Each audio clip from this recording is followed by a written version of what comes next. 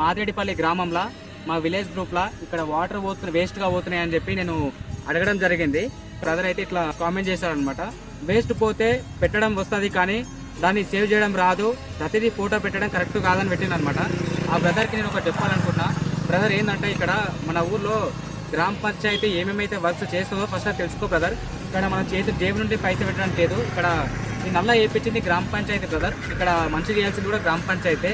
మన చేతి నుంచి పైసా పెట్టాలంటే అది కరెక్ట్ కాదు బ్రదర్. ఇక్కడ మనం వర్క్ చేయాల్సింది ఖచ్చితంగా గ్రామ పంచాయతీ. కాబట్టి నేను మన ఊళ్ళో విలేజ్ గ్రూప్లో అయితే ఇక్కడ ట్యాప్ నుంచి వాటర్ పోతున్నాయి అన్నట్టుగా అయితే ఈరోజు పెట్టడం జరిగింది. మీరు దాన్ని నెగిటివ్గా కామెంట్ పెట్టడం అయితే కరెక్ట్ కాదు.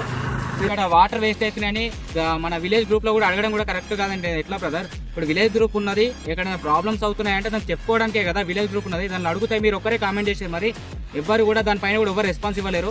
మీరు ఒక్కరు ఆ విధంగా బ్యాడ్గా కామెంట్ చేశారు, కరెక్ట్ కాదు బ్రదర్. ఒకసారి గ్రామ పంచాయతీ రూల్స్ అండ్ రెగ్యులేషన్స్ మీరు తెలుసుకోండి. ఎక్కడ గ్రామ పంచాయతీ పైసలు పెడతాదో ఒకసారి కరెక్ట్ క్లారిటీ కనుక్కున్న తర్వాత ఆ విధంగా మాట్లాడండి. అది కరెక్ట్ కాదు బ్రదర్. మీరు అయితే ఆ విధంగా కామెంట్ చేయడం అయితే కరెక్ట్ కాదు. ఒకసారి తెలుసుకోండి, తెలుసుకున్న తర్వాత మాట్లాడండి. మేమైతే గ్రామ పంచాయతీ మన సెక్రటరీ దగ్గరికి అయితే వెళ్ళి ఇక్కడైతే ట్యాప్ పెట్టించడం జరిగింది బ్రదర్. మీరు కామెంట్ చేశారు కదా, ఊకే ఫోటోలు అయితే పెట్టడం కాదు, ఫస్ట్ పని చేయించిన తర్వాత మాట్లాడమని చెప్పారు కదా. మేమైతే ఖచ్చితంగా ఇక్కడైతే గ్రామ పంచాయతీ సెక్రటరీ దగ్గరికి వెళ్ళి అయితే మేము ఇక్కడ ట్యాప్ అయితే పెట్టించడం జరిగింది బ్రదర్.